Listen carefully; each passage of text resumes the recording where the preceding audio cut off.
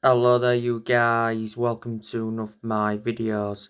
Will David De Gea sign a new contract at Manchester United? It recently said David De Gea breaks silence on signing new Man United contracts. David De Gea admitted he would like more years at Manchester United after the win against Everton. David De Gea's current contract expires next year.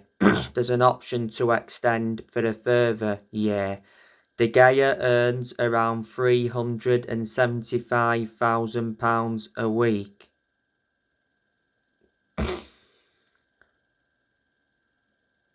De Gea has endured around 11 years or so at Manchester United, so reflecting on that, he's been a long-serving player. He has been with us since the Sir Alex Ferguson era. Revert back to earlier on this year, won the Players' Player of the Year award. He's won everything domestically at the football club. He's made over 500 appearances for Manchester United in all competitions. He's Manchester United's #1 goalkeeper. He was in goal for the game against Everton. He couldn't do anything about Alex Iwobi's 25-yard curling effort, but he made a very good save in stoppage time to deny James Garner. De Gea's done well in a lot of games this season. He was poor in the first two games. He let 2 soft goals in the 2-1 defeat to Brighton at Old Trafford, and he was accountable for 2 goals in Man United's 4-0 thrashing of Brentford. The other week, there was rumours coming out saying that David De Gea could leave Man United on a free at the end of the season. It said Atletico Madrid were interested in re-signing him, and De Gea was wanted by Juventus on a free transfer at the end of the season.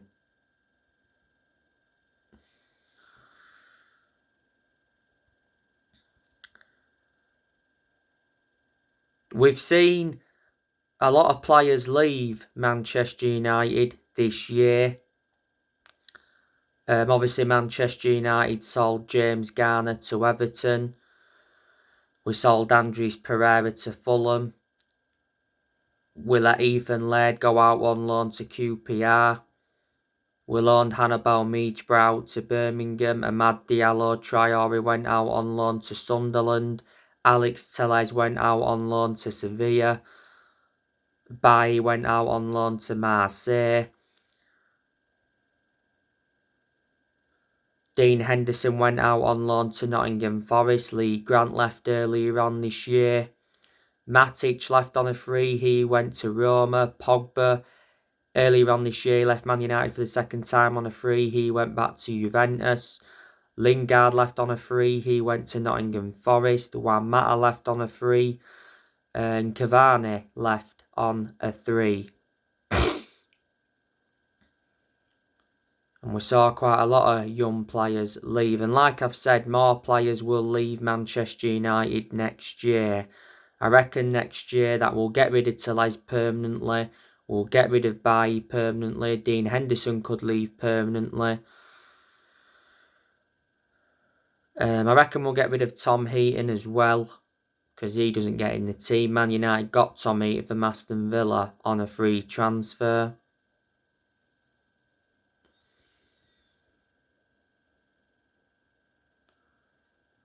Luke Shaw could possibly leave Man United next year because he's no longer our first choice left back following the arrival of Tyrell Malacia. Tyrell Malacia is our first choice left back, but Luke Shaw did start in the game against Everton. Luke Shaw had a knock earlier on this season. He is injury prone, which is a concern. Phil Jones, I reckon he's leaving next year. He doesn't get in the team. Brandon Williams, he'll be leaving next year. He doesn't get in the team. He's been out of injury for quite a while. Tuanzebe, he'll be leaving next year. Last season he was out on loan with Aston Villa. He's enjoyed like 3 loan spells with Villa. Harry Maguire, I reckon he's leaving next year. He's no longer one of our first choice centre-halves following the arrival of Lisandro Martinez. Our first choice centre-halves are Martinez and Varane, and most of the time they do play very well together in our back line. Maguire's got a hamstring injury. Gareth Southgate confirmed that the other week. Man United overpaid for Maguire, got him for 80 million. Revert back to last season, the vast majority of Man United fans were demanding for the captaincy to be taken off Maguire. Lindelof, I think he'll be leaving next year as well. Lindelof obviously started Man United's last 2 games because Varane has been out with injury. You know, Lindelof started against Demoni Nicosia and he started against Everton. Varane, though, did come on in the game against Everton, so it's good now that Varane's back from injury. Aaron Wan-Bissaka, I think he'll be leaving next year because there's no way back for him in the team because Diego Dalot is Manchester United's first choice right back. Dalot's played in every game this season, and to Dalot's credit, he's been very impressive in a lot of games. I reckon Dalot will stay next year. Fred, next year I think he'll be departing the club. He's no longer one of our first choice centre midfielders following the arrivals of Casemiro and Christian Eriksen. Fred just comes on as a substitute now, doesn't he? Doesn't start a lot of games. But Fred, you know, has played a lot of games for Man United alongside Scott McTominay in the centre midfield, and quite clearly they did not complement each other. Martial, I think we could sell him next year because he's not first choice, is he? Martial is out with injury again. He's had quite a few injuries this season. He went off in the first half against Everton. He's played the last 3 games though, Martial, and he's done well to his credit. You know, he got an assist against Everton before he went off injured. He came on against Demoni Nicosia and got a goal. And he came on and got 2 goals in the 6-3 defeat to Manchester City. Last season, Martial was out on loan with Sevilla. Martial's under contract with Man United until 2024. He's been at Manchester United since 2015. Manchester United did get him from Monaco.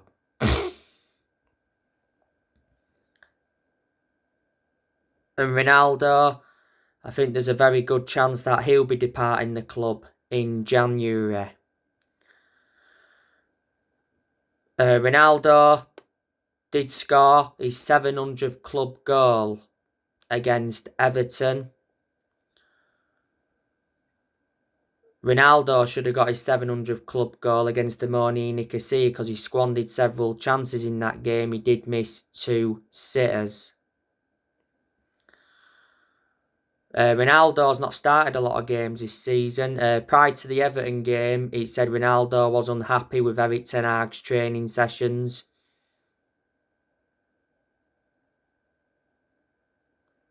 And style of play.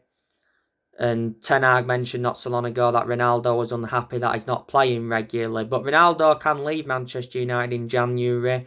Erik ten Hag will not stand in his way. But when Erik ten Hag first took charge, he actually wanted Ronaldo to stay. Ronaldo's contract at Man United expires next year. There's an option of an additional year. Ronaldo earns £480,000 a week. Man United re-signed Ronaldo last year from Juventus, so Ronaldo has been in his second spell at Man United. Don't forget, earlier on this year, Ronaldo got charged by the FA over that mobile phone incident at Everton. He got cautioned for the incident back in August, and after the incident, Ronaldo apologised on social media. So there you go.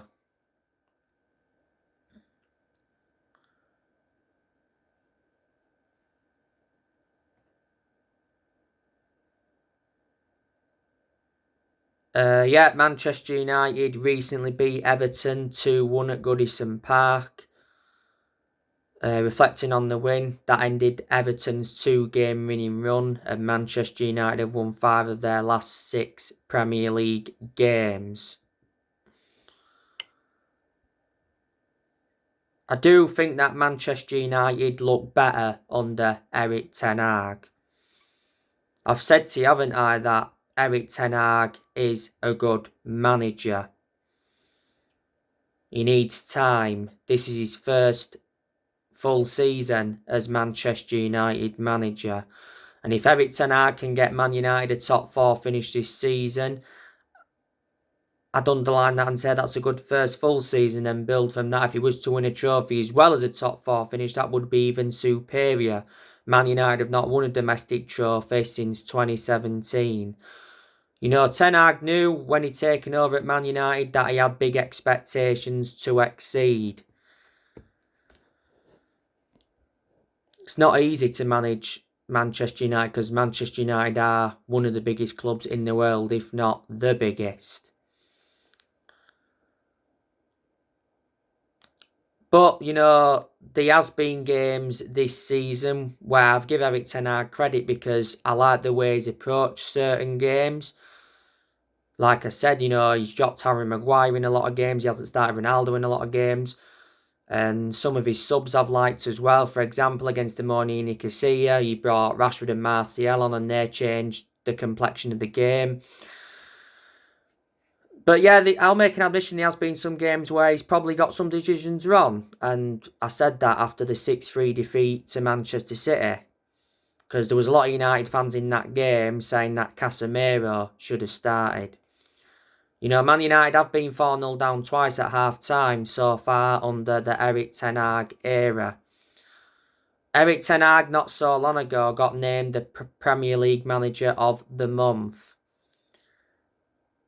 He's been the Man United manager for quite a few months now. He replaced Ralf Rangnick earlier on this year. He's Man United's 5th permanent manager since Ferguson. Ten Hag's under contract with Man United till 2025. There's an option of an additional year. Like I said, Ten Hag has got rid of a lot of players since he come in, but he's still inheriting Deadwood. He's made 6 signings since he became Manchester United manager. He recommended Terrell Malacia in, Christian Eriksen, Lisandro Martinez, Casemiro, Antony and Martin Dubravka. You know, we spent over 200 million this year. And as you all know, Erik ten Hag has revealed his transfer plans for January the other week. Erik ten Hag did mention that Man United will continue to hold meetings over strengthening the squad. Ten Hag's going to get a transfer budget of around 70 million.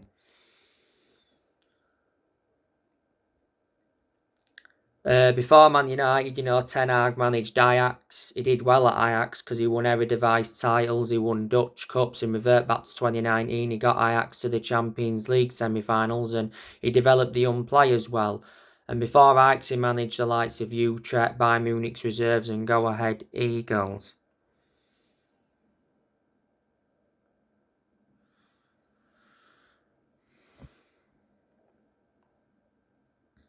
Don't forget, Ten Hag recommended Mitchell van der Gag and Steve McLaren in. They've been working alongside Erik ten Hag. Man United have got Benny McCarthy at the club. Yeah. We've got John Murtaugh at the club, who's our director of football, and we've got Richard Arnold.